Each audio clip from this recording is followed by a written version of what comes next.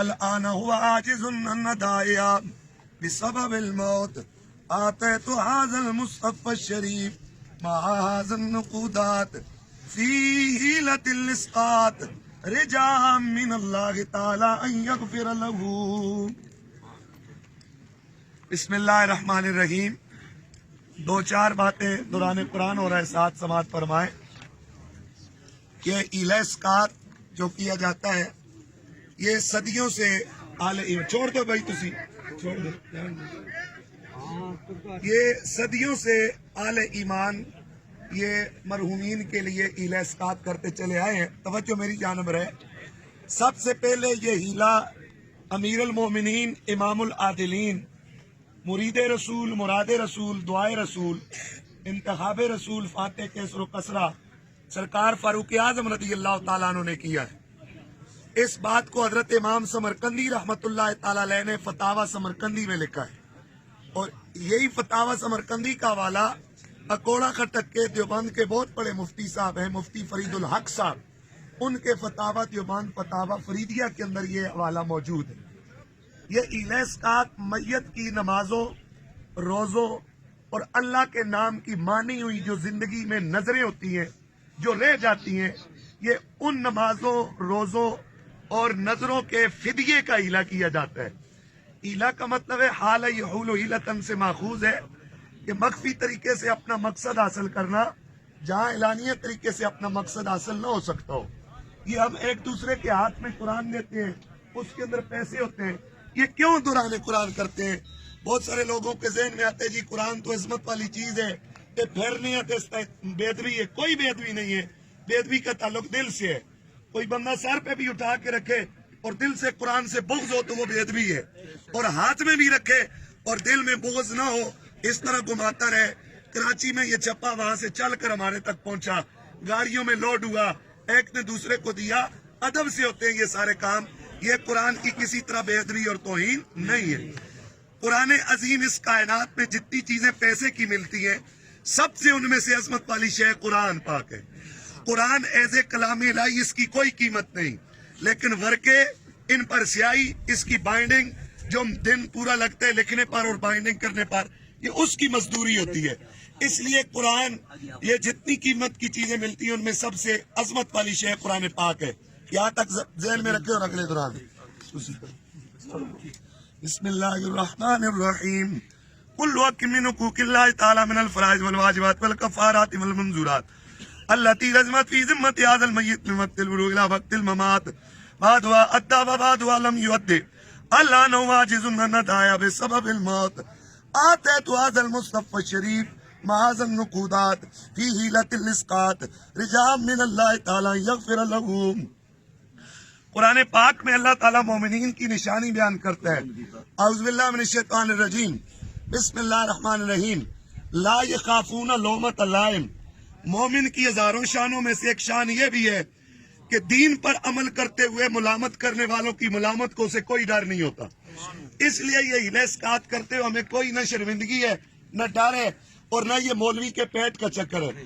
الحمدللہ بہت سارے علماء صاحب حیثیت ہیں، وہ اسقاط اور زکوٰۃ نہیں لیتے ہیں. یہ میت کی بخشش کی وجہ ہوتی ہے اور اس کی بخشش کی بات ہوتی ہے، اس لیے یہ ایلہ اسقاط کیا جاتا ہے. مولویوں کے پیٹ کی چکر ہو تو مجھے نہ کسی پیر سے ڈر ہے، نہ کسی مولوی سے ڈر ہے، نہ کسی مفتی سے ڈر ہے، مجھے اللہ کا ڈر ہے. اگر یہ غلط اور بدعت ہو، میں ڈنکے کی چوٹ پہ کہوں کہ لوگوں یہ بدعت نہ کرو، یہ شرک ہے، لیکن مجھے اس قرآن کی عزت کی قسم کہ یہ ہیلا میت کے بھلے کے لیے کیا جاتا ہے اور یہ حضور کی شریعت کے اندر جائز ہے. ہم فقہ حنفی کے ماننے والے پاکستان میں چاہے دیوبندی ہو بریلوی ہو، ہم سارے لوگ مقلد ہیں اور تقلید ہم امام اعظم ابو حنیفہ کی کرتے ہیں.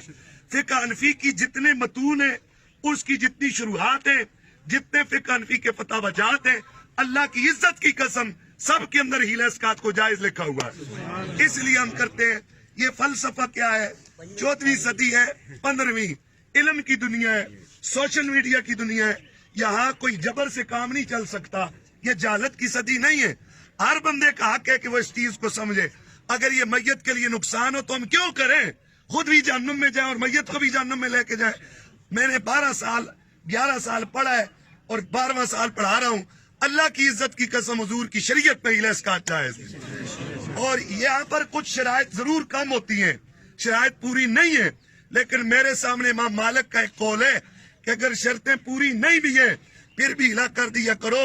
بہانہ تم فراہم کرنا تمہارا کام ہے, خدا کی رحمت بہانے تلاش فرماتی ہے, بخشنا خدا کا کام ہے. اس لیے یہ ہیلا اسکاٹ جو کیے جاتے ہیں, یہ زندگی میں جو نمازیں رہ جاتی ہیں, جو روزے رہ جاتے ہیں, چاہے جان بوجھ کر چھوٹے ہیں یا بھولے سے رہ گئے ہیں, یا اللہ کے نام کی نظریں مانی تھی وہ جو چھوٹ گئی ہیں, رہ گئی ہیں, یہ ان کے فدیے کا اجلا کیا جاتا ہے. فدیہ لاکھوں ہوتا ہے, ہمارے پاس لاکھوں نہیں, ہم ہزاروں کو لاکھوں بنانے کا ہیلا کرتے ہیں, کیونکہ جتنے ہاتھوں سے صدقہ گزرتا ہے ملکیت بدلنے سے حکم بدل جاتا ہے, دوسرے کے ہاتھ میں جاتا ہے اس کا حکم کیا ہوتا ہے, بدل جاتا ہے. بسم الله الرحمن الرحيم. كل حقوق من الله تعالى من الفرائض والواجبات والكفارات والمنزورات وغيرها ذلك وجب لذمة هذه الميت فالآن عاجزه عن أدائها فأعطيتك مع هذا المصحف الشريف مع هذا النقودات في حيلة إسقاط رجاء من الله تعالى أن يغفر له. تو نمازیں جو رہ جاتی ہیں میت کے قبر میں پہنچنے سے پہلے پہلے اس سے اس کو بری ذمہ کیسے کیا جا سکتا ہے, وہ تو مر گیا ہے, اب بچے نہیں پڑھ سکتے, اس کے خاندان کے اور لوگ اس کی طرف سے پڑھنے سے اس کی نمازیں ادا نہیں ہوگی. ایک ہی صورت نمازوں سے اس کو بخشوانے کا کیا ہے کہ اس کی نمازوں کا فدیہ دو. فدیہ کس سے دیا جاتا ہے؟ جو آپ صدقہ فطر دیتے ہیں جن چیزوں سے, کھجوروں سے, کشمش سے, جو سے, گندم سے, ان چیزوں سے آپ فدیہ دیں. ایک نماز کا کتنا فدیہ بنتا ہے؟ جتنا آپ صدقہ فطر متوسط طبقے کے ہم لوگ ہیں گندم کے نصاب سے دیتے ہیں 100 روپے دیا ہے, کھجور کے نصاب سے 1600 روپے, کشمش 1800, مختلف ہے, لیکن ہم گندم کے نصاب سے دیتے ہیں. ڈیلی کی 5 فرض نمازیں اور ایک وطر ساتھ چھٹی جو وطر واجب ہوتی ہے, 6 نمازیں یہ ہو گئی. تو 100 روپے کے حساب سے ڈیلی کا 100 روپیہ بنتا ہے.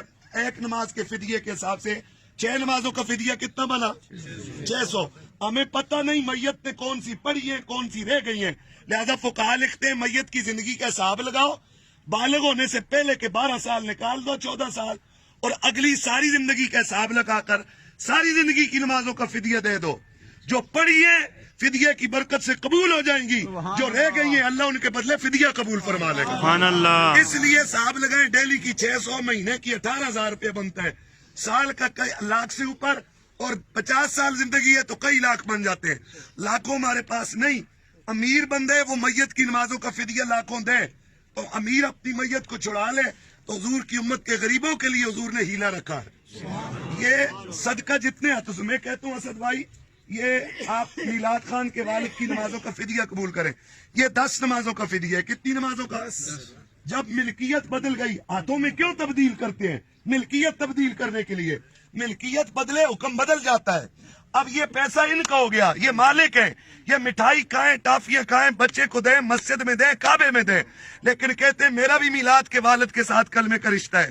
شیخ صاحب تو 2 منٹ ذرا توجہ, میرا بھی میلاد کے والد کے ساتھ کلمے کا رشتہ ہے, میں چاہتا ہوں میں بھی ان کے ساتھ جاتے ہوئے بھلا کروں. یہ اگلے سے کہتے ہیں میت کی نمازوں کا فدیہ قبول کرو.